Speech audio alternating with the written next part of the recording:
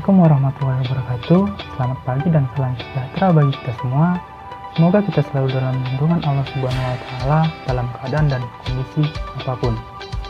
Perkenalkan, di sini saya Makmur Butar-Butar sebagai pemandu dalam diskusi ataupun presentasi dalam rangka pemenuhan tugas mata kuliah komunikasi dan advokasi kebijakan program studi administrasi publik Universitas Malikus Saleh.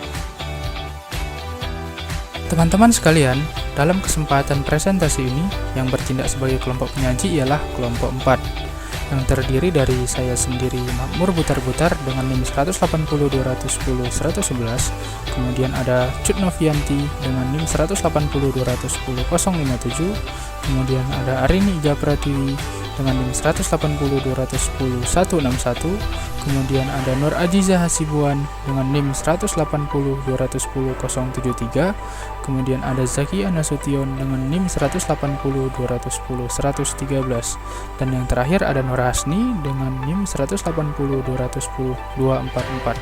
Dan yang bertindak sebagai dosen pengampu untuk mata kuliah komunikasi dan advokasi kebijakan adalah Ibu Nurhafni SS MPA. Dan inilah presentasi dari kami dengan judul bentuk-bentuk komunikasi.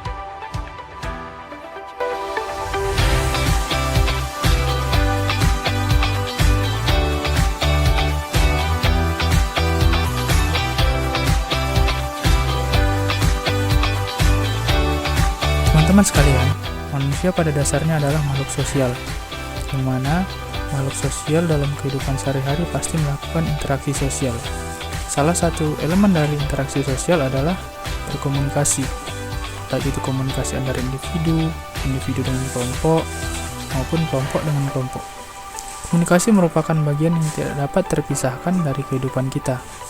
Hal ini juga diamini oleh para pakar dan ilmuwan yang setuju bahwa komunikasi adalah suatu hal pokok dalam kehidupan.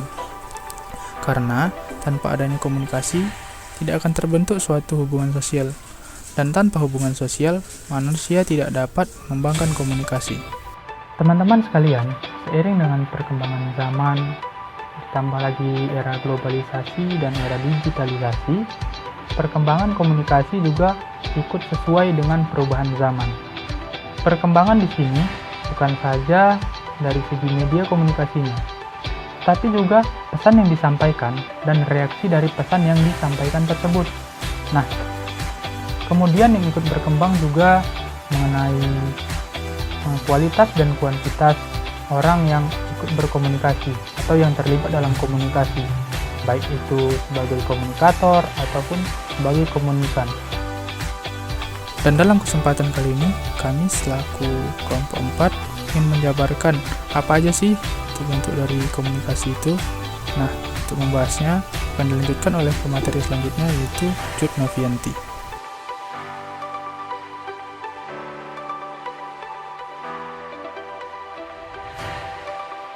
Komunikasi intrapersonal.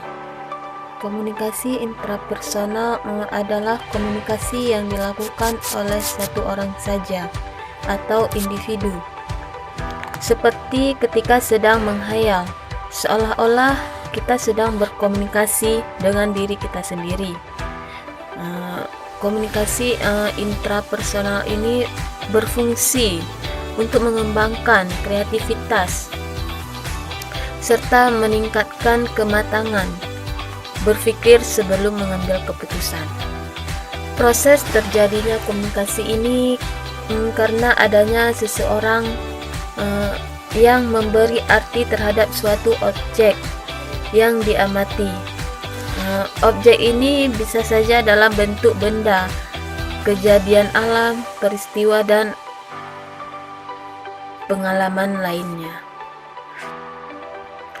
Tahap-tahap komunikasi intrapersonal ada 4. Yang pertama, sensasi. Yaitu informasi yang diserap oleh panca indera yang disebut stimulus, yang kemudian dilahirkan sensasi. Yang kedua, persepsi.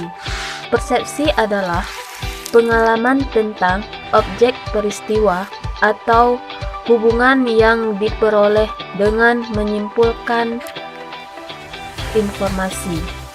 Yang ketiga, memori. Memori yaitu memegang peranan penting dalam mempengaruhi baik persepsi maupun berpikir. Yang keempat, berpikir.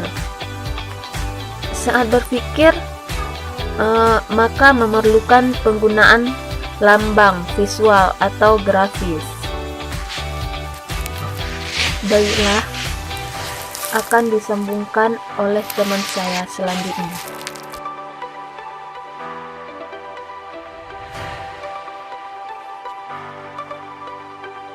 Nama saya Nur Hasni, saya akan menjelaskan tentang komunikasi interpersonal. Komunikasi interpersonal merupakan komunikasi yang pesannya dikemas dalam bentuk verbal atau non-verbal. Seperti pada umumnya, komunikasi ini selalu mencakup dua unsur pokok, yaitu isi pesan dan bagaimana isi pesan dikatakan atau dilakukan secara verbal atau non-verbal. Komunikasi interpersonal adalah komunikasi yang dilakukan secara langsung antara dua orang atau tiga orang dalam berdekatan fisik, di mana seluruh panca indera dapat dimanfaatkan adanya umpan balik. Biasanya, komunikasi ini bersifat persuasif. Komponen-komponen dari komunikasi interpersonal, yang pertama ada komunikator, yang kedua ada encoding, yang ketiga ada pesan-pesan, yang keempat decoding, yang kelima saluran, dan yang terakhir gangguan.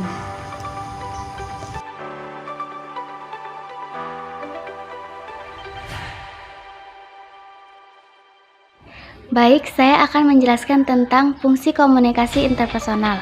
Fungsi komunikasi interpersonal atau komunikasi antar pribadi yaitu: pertama, berusaha meningkatkan hubungan insani; kedua, mengatasi dan menghindari konflik-konflik pribadi; ketiga, mengurangi ketidakpastian sesuatu; keempat, serta berbagai pengetahuan dan pengalaman dengan orang lain. Melalui komunikasi interpersonal ini juga dapat membina hubungan dengan baik, sehingga mengatasi dan menghindari konflik-konflik terjadinya dengan orang lain. Selanjutnya, tahap-tahap hubungan interpersonal. Yang pertama, pembentukan hubungan antar pribadi, yaitu fase kontak permulaan dan proses saling menarik.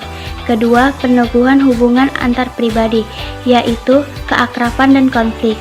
Ketiga, respon yang tepat, yaitu konfirmasi dan diskonfirmasi. Keempat, nada emosional yang tepat. Sekian dari saya.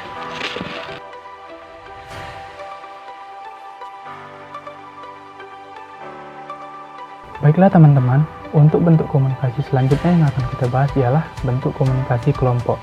Nah, bentuk komunikasi kelompok ini sendiri diartikan sebagai bentuk komunikasi yang dilakukan oleh 2, 3, atau lebih individu yang mana berguna untuk memperoleh maksud dan tujuan yang dikehendaki. Maksud dan tujuan yang dikehendaki itu misalnya seperti berbagi informasi, kemudian untuk pemeliharaan diri, atau bisa juga untuk pemecahan suatu masalah. Nah, jadi dalam komunikasi kelompok ini, pesan yang disampaikan ialah pesan yang berkaitan tentang kepentingan seluruh anggota kelompok. Jadi pesan yang disampaikan itu juga bukan menyangkut tentang kepentingan pribadi atau salah satu dari anggota kelompok itu. Nah, contoh untuk komunikasi kelompok itu sendiri misalnya seperti briefing, kemudian rapat, itu yang sering kita lakukan sehari-hari, misalnya seminar, workshop, dan lain-lain. Untuk lebih jelasnya mengenai komunikasi kelompok, akan dijelaskan oleh teman saya, Zakia Nasution.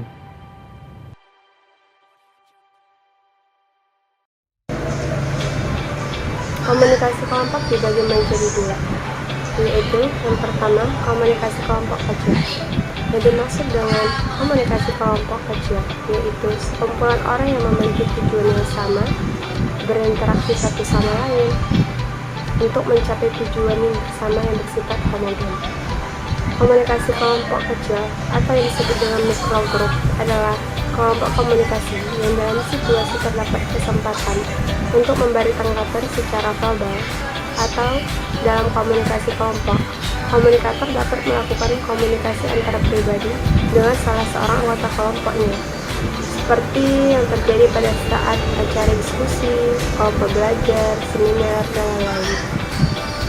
Jadi, dalam komunikasi kelompok kecil ini, umpan balik yang diterima dalam komunikasi kelompok ini biasanya bersifat rasional, serta jadi di antara anggota yang terkait dapat menjaga perasaan masing-masing dan norma yang ada. Dalam kata lain, antara komunikator dengan setiap komunikan dapat terjadi dialog atau tanya jawab. Yang kedua, komunikasi kelompok besar. Komunikasi kelompok besar ini merupakan komunikasi antara seorang pembicara dengan sejumlah besar orang yang tidak bisa dikenal satu persatu. Ini seperti sekumpulan orang yang sangat banyak, dan komunikasi antara pribadi atau kontak pribadi jauh lebih kurang atau susah untuk dilaksanakan karena terlalu banyaknya orang yang berkumpul, seperti halnya tabligh akbar, kampanye, dan lain-lain. Anggota kelompok besar apabila memberikan tanggapan kepada komunikator biasanya bersifat emosional dan tidak dapat mengontrol emosinya. Lebih-lebih jika komunikan heterogen, beragam dalam usia, pekerjaan, tingkat pendidikan, agama, pengalaman, dan sebagainya.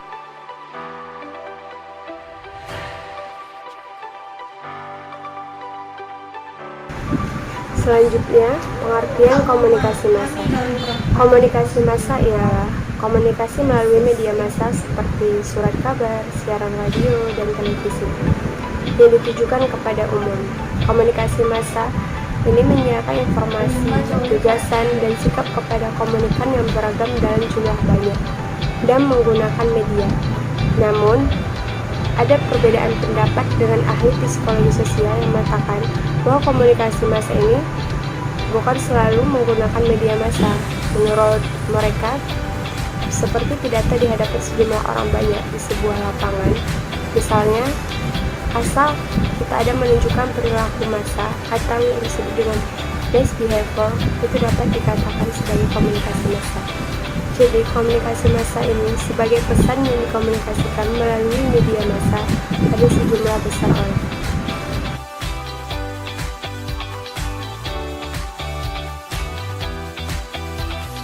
Di sini saya akan membahas tentang komunikasi massa. Komunikasi massa ini mempunyai karakteristik yang pertama, yaitu komunikasi massa yang bersifat umum.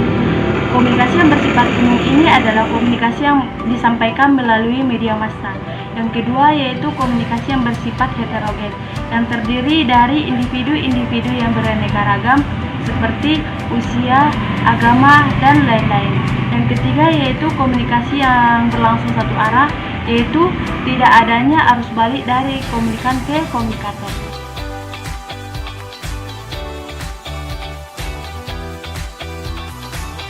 Selanjutnya adanya fungsi komunikasi massa. Yang pertama yaitu pengamatan terhadap lingkungan, penyikapan ancaman dan keselamatan yang mempengaruhi nilai-nilai masyarakat dan bagian-bagian unsur di dalamnya. Yang kedua yaitu penyebaran warisan sosial. Di sini berperan para pendidik baik dalam rumah tangganya maupun di sekolah yang meneruskan warisan sosial. Yang ketiga yaitu kolerasi unsur-unsur masyarakat ketika menangani masyarakat.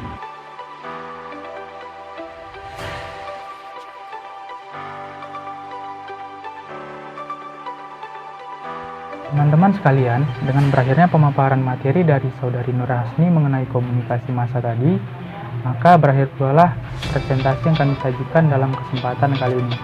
Semoga apa yang kami sampaikan memberi manfaat bagi saya, bagi teman-teman kelompok 4, dan bagi kita semua. Kemudian, saya mewakili teman-teman dari kelompok 4 mengucapkan terima kasih atas atensi dari teman-teman sekalian, dan terima kasih juga kepada Ibu Nur Hasni Esos MTA selaku dosen pengampu untuk mata kuliah komunikasi dan advokasi kebijakan ini. Dan kami juga memohon maaf apabila selama kami memberikan materi terdapat kesalahan, kekeliruan, ataupun ketidakpatutan yang kami lakukan. Akhir kata dari kami, stay safe, tetap patuhi protokol kesehatan, dan jangan berkerumun, memakai masker, mencuci tangan, dan menjaga jarak. Wabillahi taufiq wal hidayah. Assalamualaikum warahmatullahi wabarakatuh.